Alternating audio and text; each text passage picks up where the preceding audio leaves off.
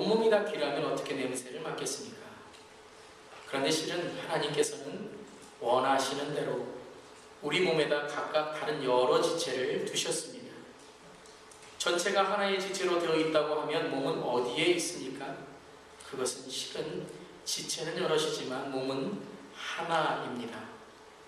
그러므로 눈이 손에게 말하기를 너는 내게 쓸데가 없다 하고 말할 수가 없고, 머리가 발에게 말하기를 너는 내게 쓸데가 없다 할 수 없습니다. 그뿐만 아니라 몸의 지체 가운데서 비교적 더 약하게 보이는 지체들이 오히려 더 있긴 합니다. 그리고 우리가 덜 명예스러운 것으로 여기는 지체들에게 더 풍성한 명예를 덧입히시고 볼품없는 지체들을 더욱더 아름답게 꾸며줍니다. 그러나 아름다운 지체들은 그럴 필요가 없습니다.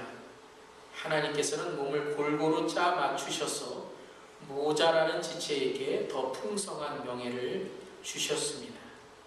그래서 몸에 분열이 생기지 않게 하시고 지체들이 서로 같이 걱정하게 하셨습니다. 한 지체가 고통을 당하면 모든 지체가 함께 고통을 당합니다.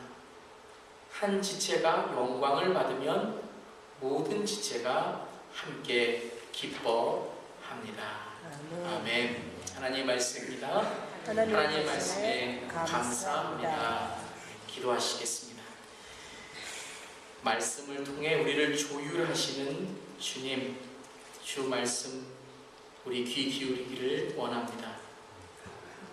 이 시간 주님의 말씀만 전해지게 하시며 이 말씀을 준비하고 전하는 저희 예수의 모든 말과 마음의 묵상이, 또 이 말씀을 듣는 우리 모두의 삶이 온전히 주님께 연락되어지는 축복의 시간이 되게 하옵소서.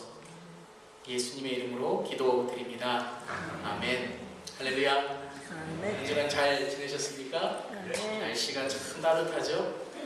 참 따뜻한 그런 한 주를 보냈습니다. 우리 성경책을 들어주시고요.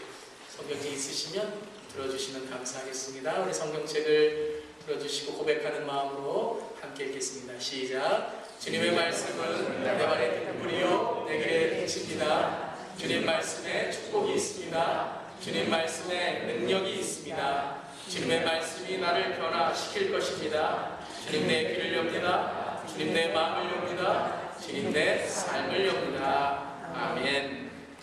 완벽하게 조율된 악기는 바람 소리에도 연주한다라는 말이 있습니다. 바이올린이든 첼로든 우리의 고전 악기 해금이든 그 어떤 악기인지 간에 완벽하게 조율이 되면 바람만 불어도 소리를 낸다는 것입니다. 비단 악기만 그럴 것 같지는 않습니다. 입새에 있는 바람에도 나는 괴로워했다 하면서 인생의 바람에 오늘 나는 올바로 살고 있는가를 고민했던 고인동주 시인의 시처럼 우리 사람 또한 자연의 질서에 그리고 하나님의 뜻에 제대로 조율되어 있을 때 우리 자신을 제대로 돌아볼 수 있습니다. 그 70년대, 80년대에 한국에 계셨던 분들, 우리 7080, 한국에서 활동했던 가수 중에 한영애라는 분이 계십니다. 한영애. 이 가수가 부른 노래 중에 조율이라는 그런 노래가 있습니다. 이 가사가 이렇게 노래합니다. 알고 있지, 꽃들은 따뜻한 5월이면 꽃을 피워야 한다는 것을. 알고 있지, 철새들은 가을 하늘 때가 되면 날아가야 한다는 것을. 무엇이 문제인가 가는 것도 모르면서 그저 달리고만 있었던 거야. 지고지순했던 우리네 마음이 언제부터 진실을 외면해 왔었는지, 정다웠던 시냇물이 검게 바다로 가고 드높았던 파란 하늘 뿌옇게 보이질 않으니 마지막 가꾸었던 우리의 사랑도 그렇게 끝이 나는 건 아닌지. 잠자는 하늘님이여 이제 그만 일어나요. 아마 이 가수는 하나님이 주무신다고 생각하셨나봐요. 그 옛날 하늘빛처럼 조율 한번 해주세요. 미움이 사랑으로, 분노는 용서로, 고립은 위로로, 충동이 인내로 모두 함께 손 잡는다면 서성대는 외로운 그림자들 편안한 마음 서로 나눌 수 있을 텐데. 교회에서 부르는 찬양은 아니지만 이 가사가 참 어떤 인생의 의미를 우리에게 주는 것 같습니다. 자기와 자기 때를 아는 사람, 그리고 자연은 아름답습니다. 요즘 겨울인데 왜 이렇게 따뜻합니까? 겨울은 좀 추워야 된다 하지 않습니까? 왜 그런가 했더니 지구가 병이 났다고 합니다. 지구가 병이 나서 온난화에 이렇게 따뜻하다는 겁니다. 왠지 눈이 그리워지지 않습니까? 좀 눈이 와야 겨울답습니다. 너무 많이 오는 건 좀 그렇지만 그 눈이 와야 좀 추워야 건강하다는 겁니다. 지구도 그렇답니다.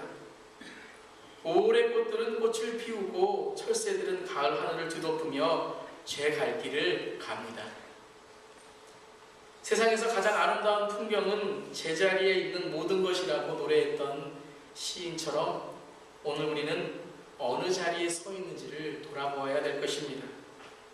너무 바쁘게 달려오지는 않았는지, 아니 너무 바삐 달려와서 오늘 내가 연주하는 음악이 아웃 오브 튜닝, 조율되지 않는 그런 음을 내고 있지는 않은지, 조율이 필요한 피아노처럼 제 소리를 내지 못하고 있지는 않은지 우리는 말씀을 통해 우리를 조율해야 될 것입니다.